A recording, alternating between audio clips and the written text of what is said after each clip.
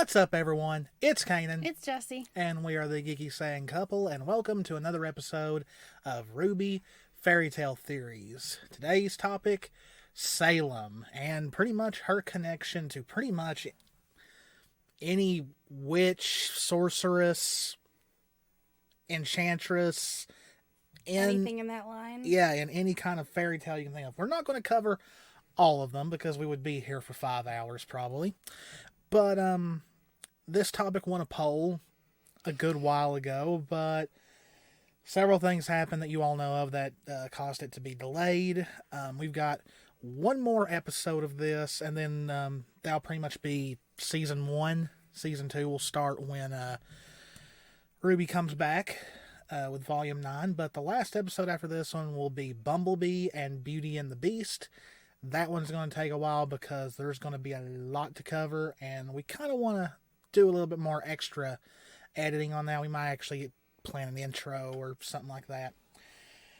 You got anything to go over? Any new news or anything? Other than my mystery boxes blowing up. Yeah, mystery boxes are doing a lot. Like a lot. Not just the RWBY ones.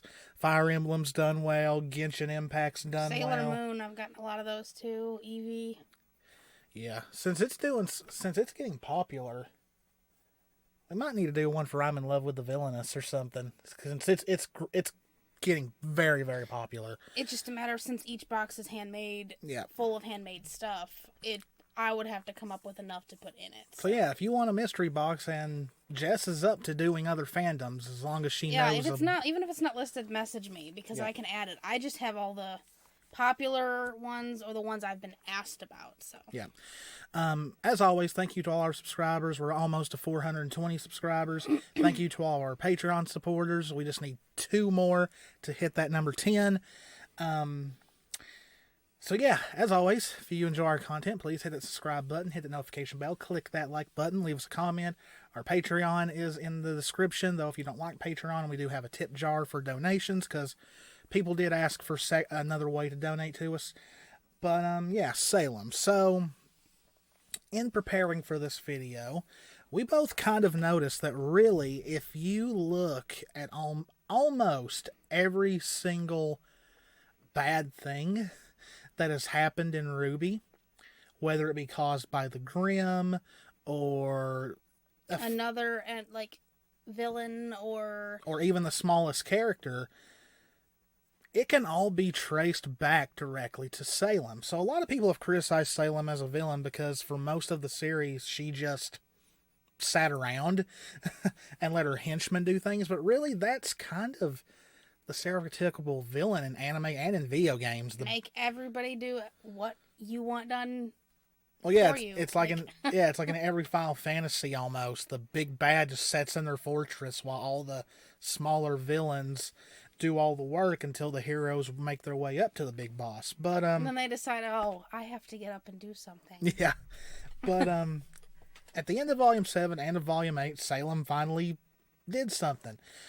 Now, it's very obvious that in the really going with the Wizard of Oz story, which is kind of Ozpin's main thing, and a little bit of RWBY, RWBY could be seen as Dorothy and all that, Salem is based off the Wicked Witch of the West. That was very made clear by the end of Volume 6 when she was creating all the I do not remember the name of that particular Grimm, but she was making literally the flying monkeys.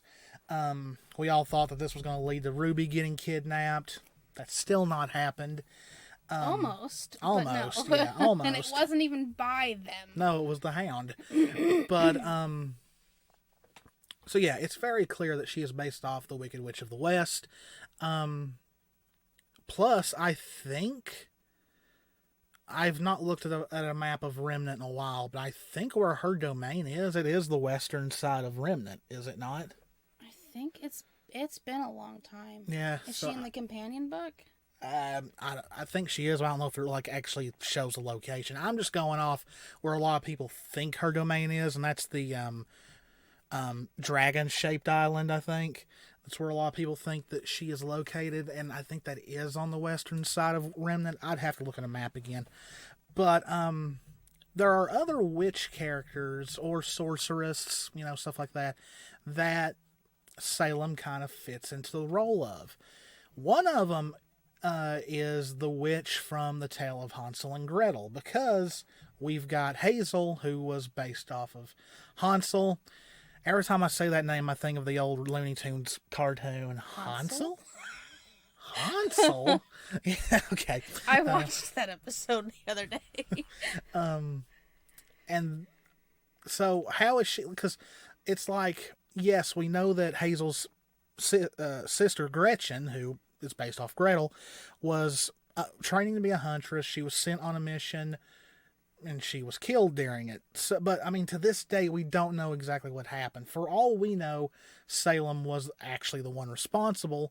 But in this story of Hansel and Gretel, where in the original story, Hansel and Gretel were going to be eaten by the witch, but Gretel outsmarted her, was the one that ended up saving Hansel, and they both pushed her into the oven, and that's how the witch died. In this particular story, though, where in Hansel and Gretel, it seems like Gretel kind of became like more like, even though the story has always been called Hansel and Gretel, Gretel kind of becomes the hero in a way in that story, and it was even done in that recent movie they did that's based off Hansel and Gretel. I've seen it. It's an okay movie. I mean, I'm a huge horror fan, but it was kind of boring, and it got really weird toward the end. But I think it was called Hansel and Gretel, or it was called something. It's a more recent movie. The girl from the It remake is in it. I forgot her name. But let's just say I watched it, sold it like a week later. It just wasn't a really great movie, I didn't think. And this has come from a guy that loves retellings of fairy tales in horror form.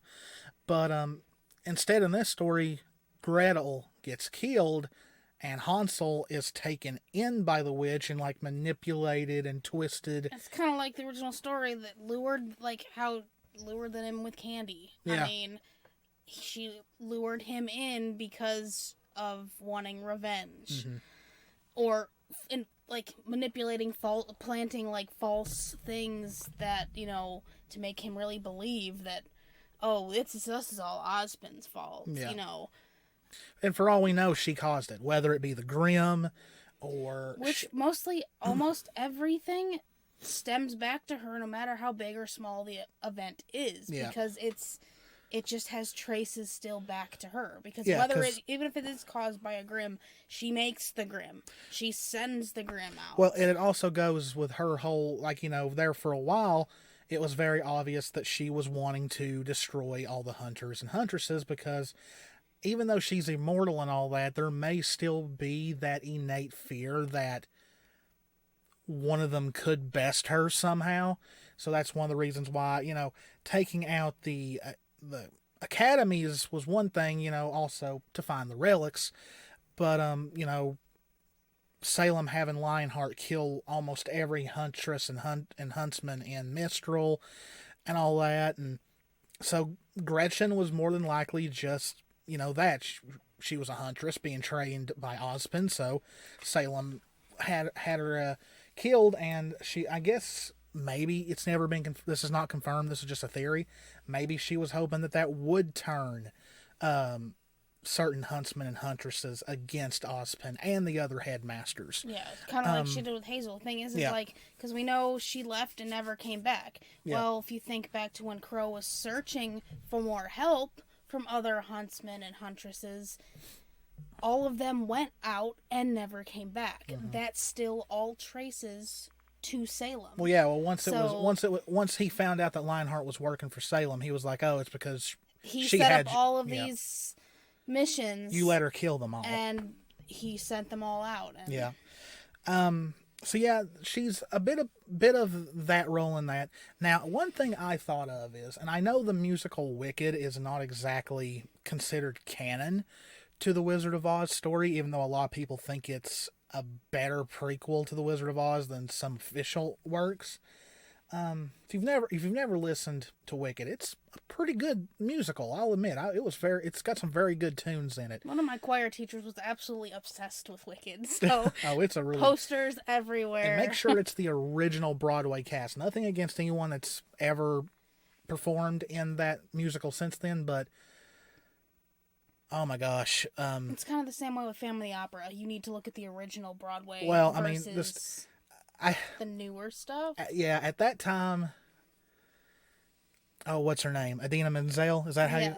Like, she is amazing. Like, that's the first time I ever heard her. This was way before Frozen and all that. I first saw her, like, before I saw Wicked, I saw her in Rent, and her voice is amazing. Yeah, so well, I've always loved her. She's amazing in Wicked. She's got one of the best ranges I've ever heard.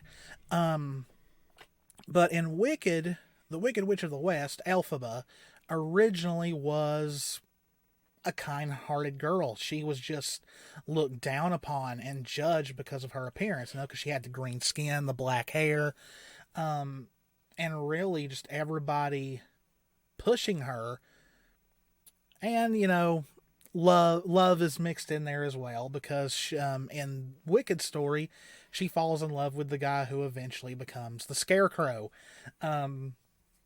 And it's just all these mixing factors and then finding out in Wicked that the wizard is not exactly a good guy in a way. He's kind of, he was, it's been a while since I've listened to the musical and read the story, but yeah, the wizard was kind of doing some shady things and she found out about it. And that's pretty much how she became the Wicked Witch of the West. Like, there's even a song in the musical called No Good Deed Goes Unpunished. So, in a way, that's kind of what happened to Salem. Salem was the girl in the tower, pretty much. She was kept there. Ozma broke her out, and they fell in love. And I mean, at the heart of it, Salem was not a bad person. She was just a girl who finally got let out of this tower, and she found love, and then it was taken from her. And love will make you do some, things you usually wouldn't. Yeah, to go that far. And, yes, Salem tried to manipulate the gods. She manipulated humanity into turning against the gods, which led to the gods leaving and Remnant turning into what it is, and then, throwing herself into the Grim pool and all that. Like, so... Like, she became, like, what she wanted, we get what she wanted, but then her selfishness that, she, no, you have to give him back to me. You need to. Like... Yeah. Entitlement, I guess you'd say. Like, her power started to come out and overtake the girl that we first saw. Well, it's also kind of like, how to word this. It's like, say you went your whole life trying to achieve a certain thing. Like, let's say your dream was to become rich. Well, one day you win the lottery. And then you make some bad decisions and you're broke again. And like, some people will do some people will do anything to get that wealth back, whether it's ripping people off, stealing and all that. So I'm not saying Salem always wanted love, but she got that. And, of course she loved Ozma enough to where she was going to do anything for him. So once that was taken away, and that's really the only happiness she ever knew, she was going to do whatever she could to get it back. Damned if she hurt, I wouldn't say hurt heel, but no matter what it took, even if it counted as taking on the gods. And it's funny because really, if you strip away a lot of things, the biggest thing that caused Salem to become what she is now was love. And we've seen in a lot of, not only fairy tales, movies, video games, sometimes love can make you a monster. Like, it really can. She had, like, even when talking to the gods, she had a moment where she could have just backed away and said, okay, well, no, she didn't get what she wanted. And since that's, it does fit in the line with that, but she went past the point of kind of the same thing with Cinder. She had that moment that she could have stopped. Mm-hmm. And instead of stopping and doing the right thing, she kept going to put her on the other side to keep her that way and make her worse. So Salem's done the same thing, only like hugely more. And I mean, there's a lot of parts of media where either a guy or a girl falls in love with somebody and that person doesn't return their feelings, and so the person becomes evil. Like, first thing I can think of is the first Hyrule Warriors that came out on the Wii U and eventually got put back on the Switch. The female villain has feelings for Link, but of course, her being bad, Link doesn't return those feelings. So so it's pretty much her trying her best to get Link to pretty much fall in love with her. It might be more deep than that. I never played all the way through it, but there is several. I'm trying to look at my video games thing if I could think of anything else right off the top of my head, but there's a lot of stories where love just turned the person evil because they either couldn't have who they wanted or whoever they had was taken from them. Oh, perfect example. Hiroshi Sato in The Legend of Korra. His Asami's father. Asami's mom was killed by a firebender, and for the rest of his life, Hiroshi just came to hate benders in general because they took his wife away, pretty much. Asami, on the other hand, grew up without a mom, but she never blamed benders as a whole. She didn't even hold anything against firebenders. I mean, she dated Mako, for goodness sake, who was a firebender.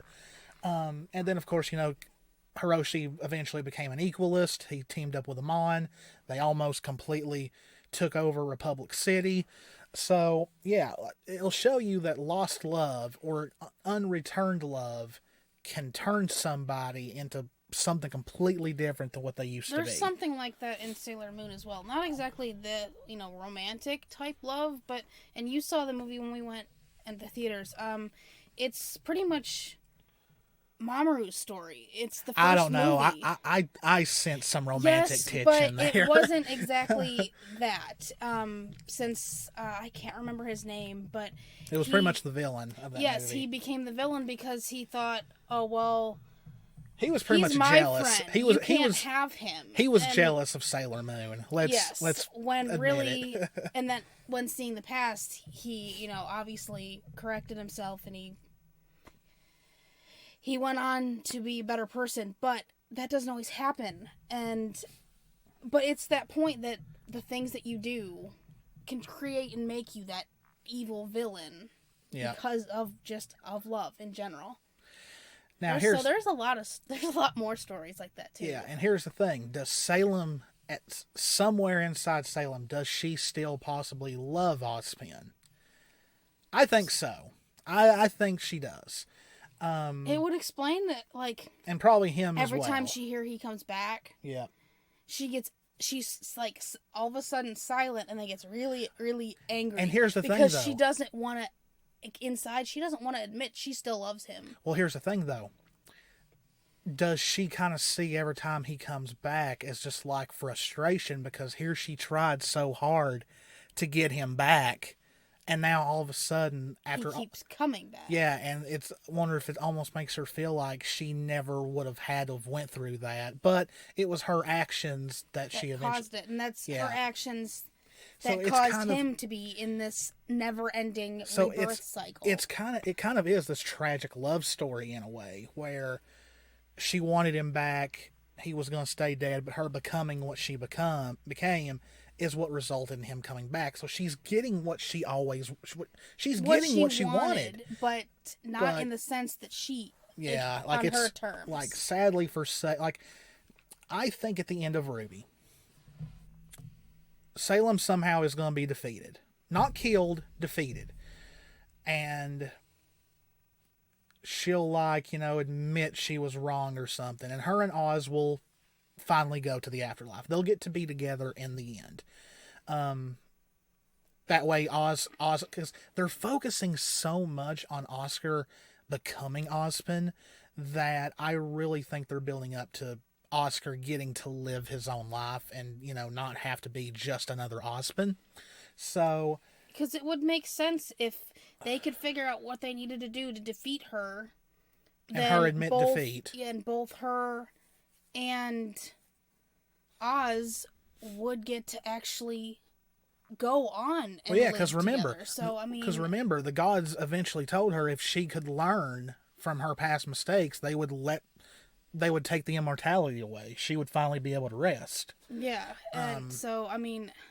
So I think that's what's going to... I think we already have the blueprint of what's going to happen in RWBY.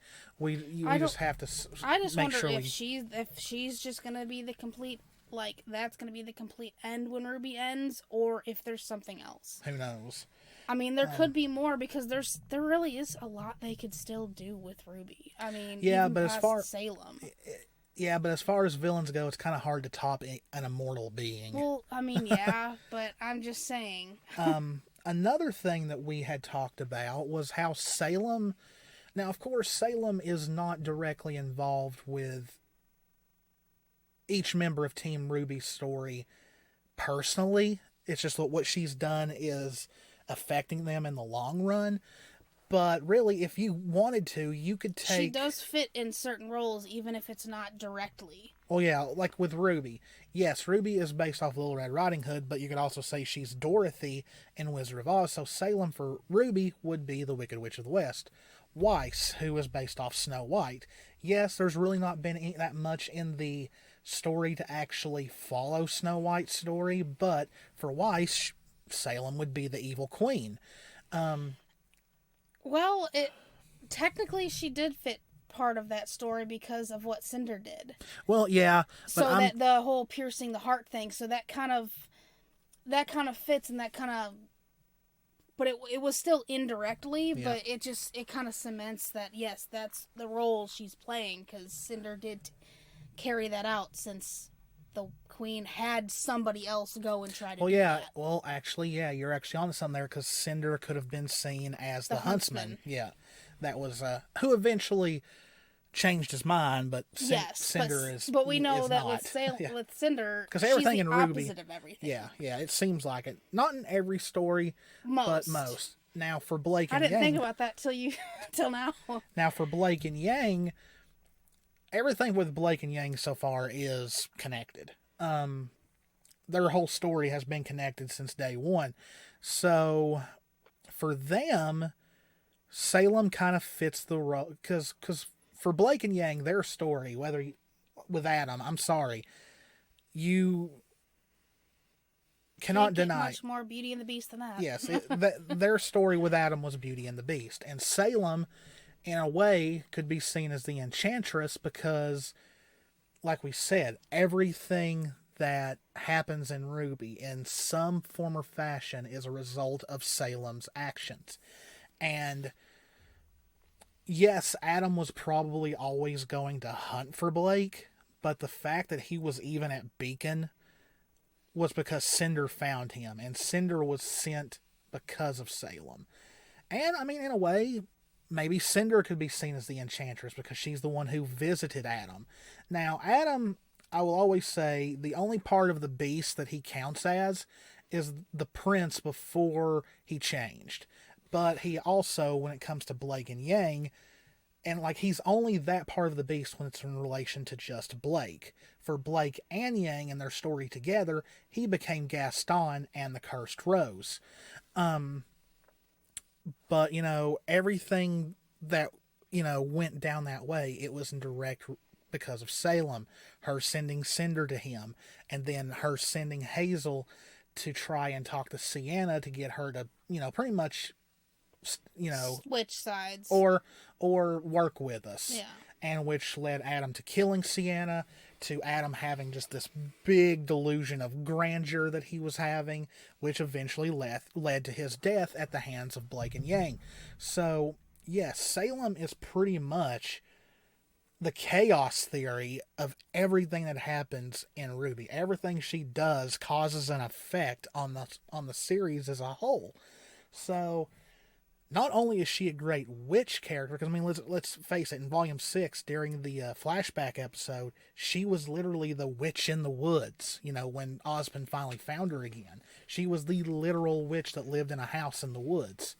But this is what makes her a great villain, because even if she doesn't do things directly, everything she does just has this effect on everyone in the entire world. Like, from as little as, I don't know, as little as, you know, the stuff that happens, I don't know. Like, there's so much. Like, you know, so much, 8 volumes worth. It's hard to pick just a very small moment. But, you know, from something very small to something as big as the entire city of Atlas being destroyed.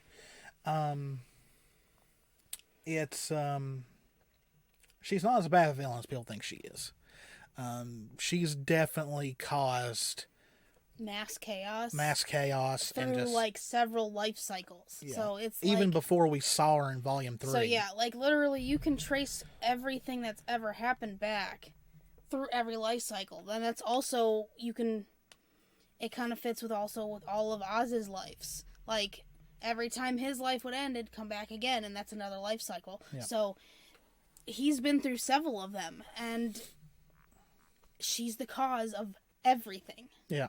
She really is. I mean, hell, a random Grim attack is still sent back to her because she creates them. Yeah, so and she can control them. It almost makes you wonder if Ozma had not broken her out, what would have happened? Would she have just stayed there? Would she eventually have found... Like, even if she eventually found her way out, she would have never met Ozma, so she may not have ended up the way she did. She wouldn't have went to the gods and manipulated them to try to get what she wanted. Yeah. So Salem herself is a tragic tale. It really is. But she didn't get there against her will. She definitely helped herself get there in a lot of ways. So I'm not saying she's 100% guilty, but she's not 100% innocent either. I mean, come on, her actions literally led to the extinction of all of the first wave of humanity. Yeah. So, and I mean, were the gods kind of like assholes and didn't have to 100% do that? Yeah, but it seems like in anime and all that, well, she was higher beings seem to just go the extreme. Yeah, well, also the fact that because she wasn't getting what she wanted, she rallied everybody to turn against the gods. So the gods are like, if you're going to try to take us down, well, that's it. Start over. Well, I think that's all we've got for this one. Because like I said, if we went through every single fairy tale, this would be way longer than it is. And we don't want these, like Cinder so far is our longest one. It was about an hour. I think Bumblebee will be the longest. We'll see. But, so yeah, this is pretty much what this episode was about. It was pretty much Salem, the Wicked Witch of the West, and pretty much other witch and evil sorceress, figures and other, fairy tales, especially the ones that actually correlate with characters in RWBY, like the main 4, Hazel, Oz, all the others. But, hope you guys enjoyed the video. If you did, please hit that subscribe button, hit that notification bell, click that like button, leave us a comment, check the description for all our other links. As always, guys, this is Cannan. This is Jessie. We love you all very, very much. Stay safe out there, take care of yourselves, and we'll see you in the next one. Bye.